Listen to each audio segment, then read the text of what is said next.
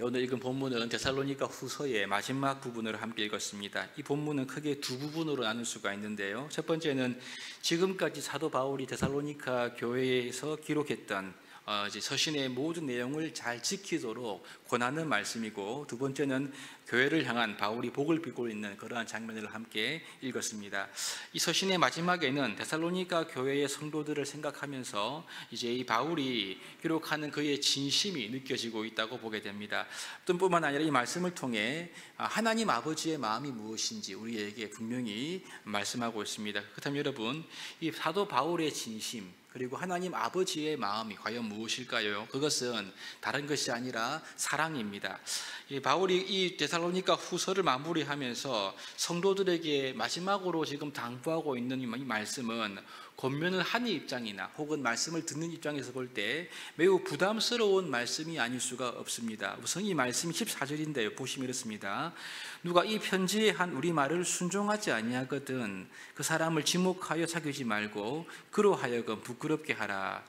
여러분, 매우 강경한 말씀이 아닙니까? 지금 데살로니가 교회에 있어서 문제가 되고 있는 사람들, 그 사람을, 특별히 바울이 전하고 있는 이 말씀을 순종하지 않는 그러한 자를 지목하여 사귀지 말라. 그리고 그로 하여금 부끄러움을 느끼도록 하라. 이렇게 명령하고 있습니다.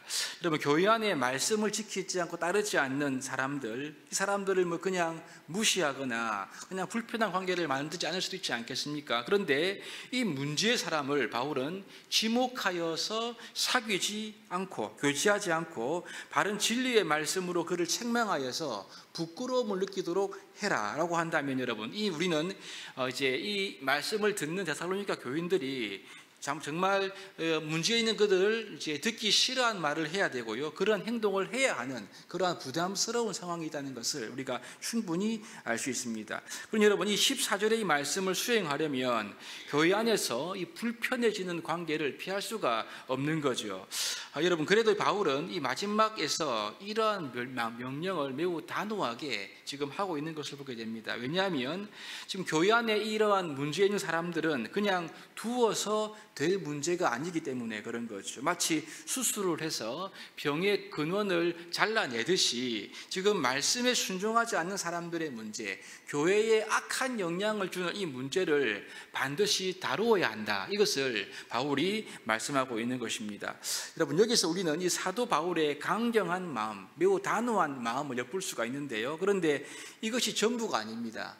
중요한 것은 그 다음인데요. 이 다음 구절에 보면 우리는 바울이 이렇게 강경한 명령을 하고 있는 바울의 진심이 엿보이는데, 그것이 뭐냐면 바울의 동기는 지금 이 교회 안에 문제를 일으키는 사람을 비판하고 미워해서 쫓아내라, 이러한 뜻이 아닌 거죠. 사도 바울은 지금 말씀을 순종하지 않음으로 인하여 교회에서 문제가 되고 있는 그러한 성도들을 책망하고 교정하되, 데살로니가 교회의 성도들이 이들을 사랑의 동기로 대하고 사랑의 동기로 접근하면서 그 문제를 해결하기를 원했다는 것을 우리에게 말씀하고 있습니다. 여러분, 이것이 바로 징계의 참된 정신이 되어야 하고 징계의 목적이라는 것을 우리가 알 수가 있죠. 여러분, 그렇습니다.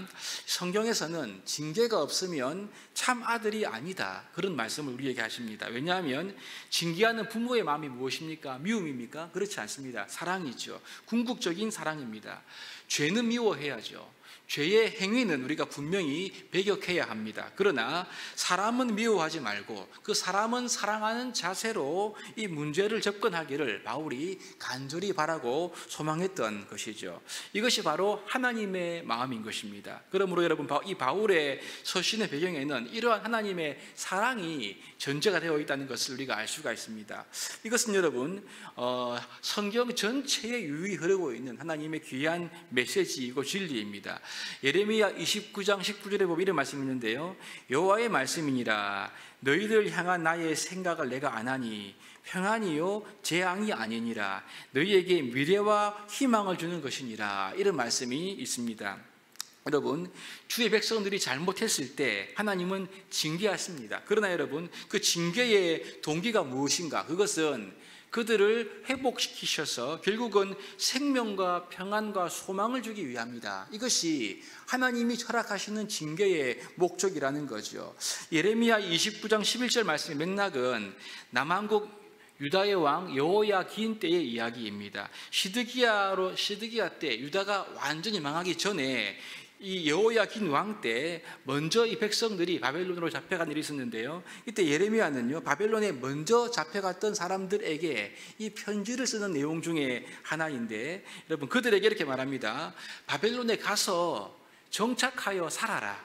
그리고 70년이 지나면 하나님께서 이곳으로 돌아오게 할 것이라는 이 약속과 함께 이 11절 말씀을 한 것입니다. 그래서 지금 당장에는 포로로 잡혀가는 불운한 현실 아닙니까? 그런데 여러분, 이게 지금 당장에는 징계이고 어려운 상황이 확실하지만 하나님께서 그분의 백성을 향한 궁극적인 마음은 재앙이 아니라 평안이다. 그 말씀을 하고 있는 것입니다. 미래의 소망을 주기 위한 그러한 하나님의 뜻 속에서 지금의 이 일이 일어나고 있다는 것을 말씀하고 있는 거죠.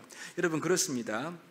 그러니까 오늘 이 본문의 말씀을 하나님과 나와의 관계에 적용할 수가 있겠고요. 또한 다른 사람을 대하는 우리의 태도에도 적용할 수가 있겠습니다.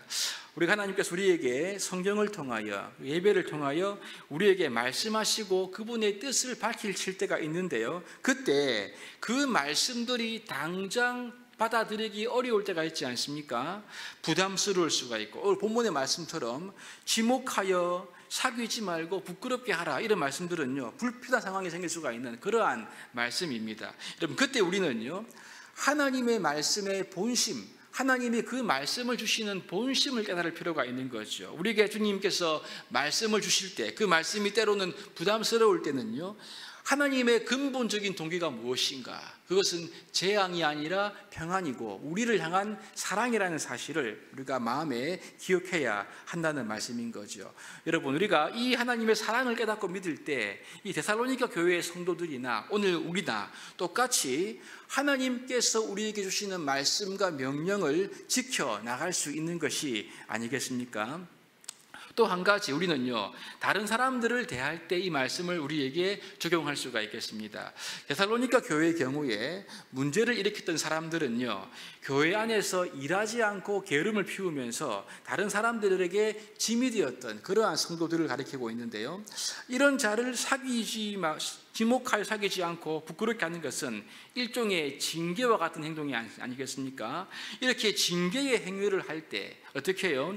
미워하지 말고 근본적으로 사랑의 마음을 잃지 않아야 한다. 이것을 우리에게 말하고 있습니다. 왜냐하면 여러분 사랑 없는 징계는 결코 변화를 줄 수가 없기 때문에 그런 거죠.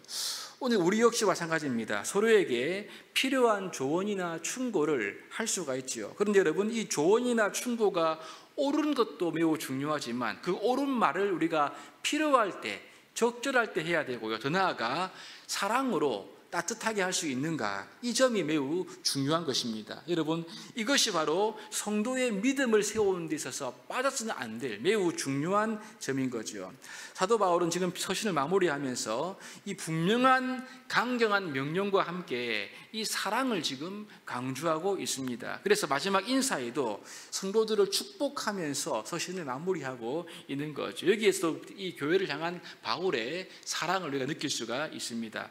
우리가 여러분 이 말씀을 생각하면서 우리를 향한 하나님의 본심은 사랑이다, 이 점을 마음에 새기면 좋겠습니다. 나아가 우리 역시 다른 사람들과의 관계에서 사랑과 격려의 말을 늘 하면서 동시에 필요한 말, 조언의 말을 할 때에 옳은 말을 넘어서 필요할 때 할 뿐만 아니라 모든 관계에서 사랑의 마음으로 대할 때 우리의 관계는 아름다워지고 하나님의 의가 이루어지는 그러한 관계가 될 줄로 믿습니다.